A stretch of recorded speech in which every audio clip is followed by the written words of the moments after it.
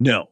In this market, right now, even if I wanted to, I cannot bring a buyer for your home. But you as the seller, well, your first question to me is always, why can't you just bring me a buyer to get the deal done?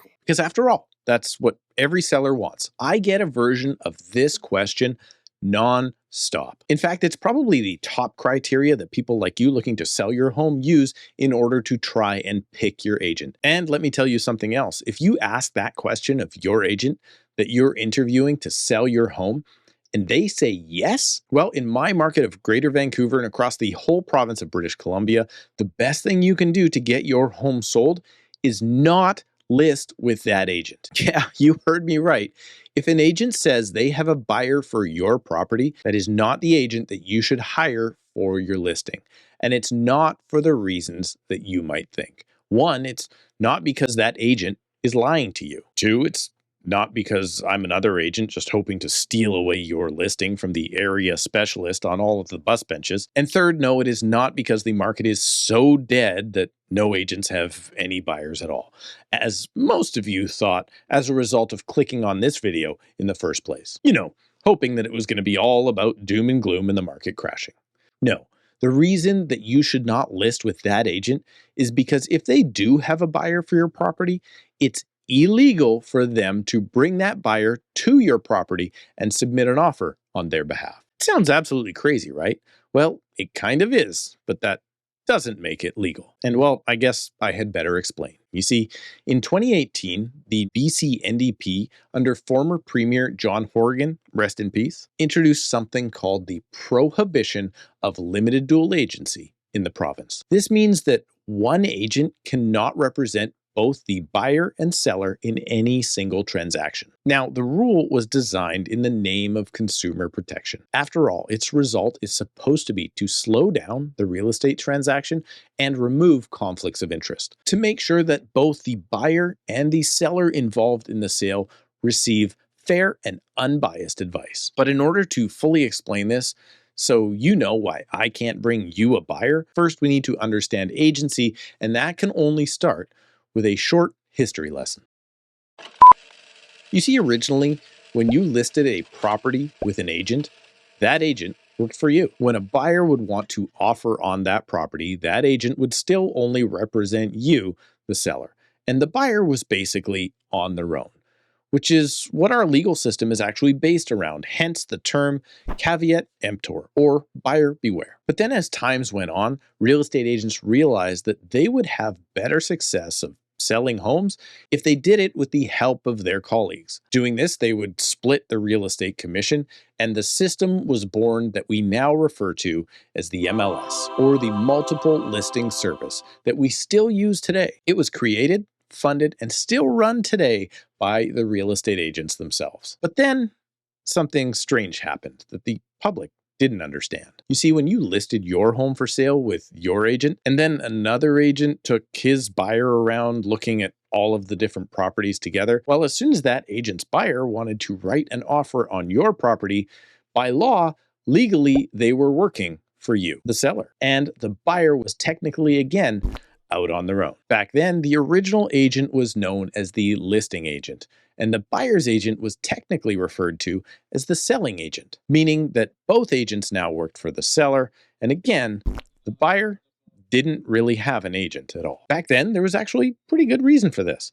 At the time, it was found that if anyone was going to get sued in a transaction, it was most likely going to be the seller of the real estate. After all, they're the ones selling the product. They have the higher likelihood of misrepresentation, and they leave the transaction with all the money. But in the spirit of how transactions were really being conducted, the industry finally realized in 1995 that buyer's agents technically were a fiduciary for the buyer. Fiduciary means a professional who is legally bound to act in the best interest of their clients, the same way that you would expect a lawyer or doctor to do so. So that year here in British Columbia, agency was actually divided to both the buyer and the seller, and that was a very good thing. But like any innovation, this now created new issues.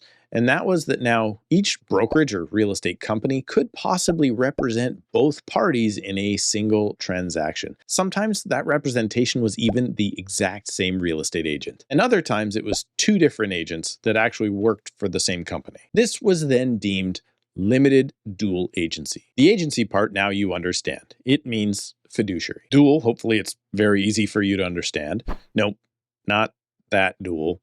It simply means two, and in this case, the clients. But it's the limited part that caused the issue. Because now, if an agent is representing both the buyer and the seller, there is no possible way that they can be 100% impartial. So at that point, if a buyer client of mine wanted to buy my listing, I could technically put the deal together with the permission of both of the clients, but I had to step out and keep my lips sealed about certain things, like motivation, specific client details, and even the biggest factor of them all, price. Again, this was the case if a single agent helped both the buyer and seller, or if anyone within the same office helped facilitate the transaction on either side. As mentioned, limited dual agency at the time had to be signed off on by all parties. And it most often was because both the buyer wants to buy the house and the seller wants it sold. And unfortunately, because often this was not explained correctly to the clients, they didn't even realize that they were giving away some of their protections. But really, you can't have every single transaction inside of a brokerage be limited dual agency. So thankfully, it only took about another 17 years to figure out a better way.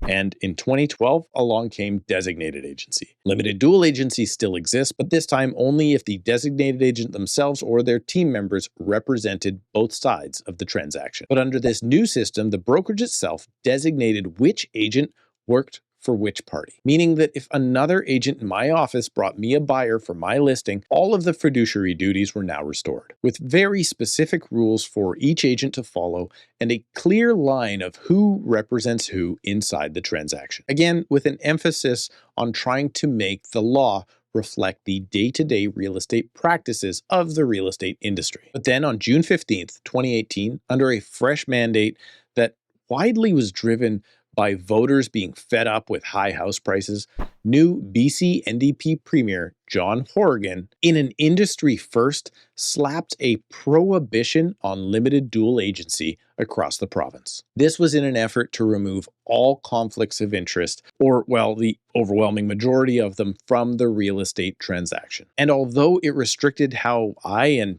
all of my colleagues are able to do business, I do believe that it was the right move. This is because although only about 5% of the total amount of transactions in the province were performed under limited dual agency, nearly 90% of the complaints to the regulator involved only one agent working for both the buyer and the seller. Another way to think of dual agency is like this.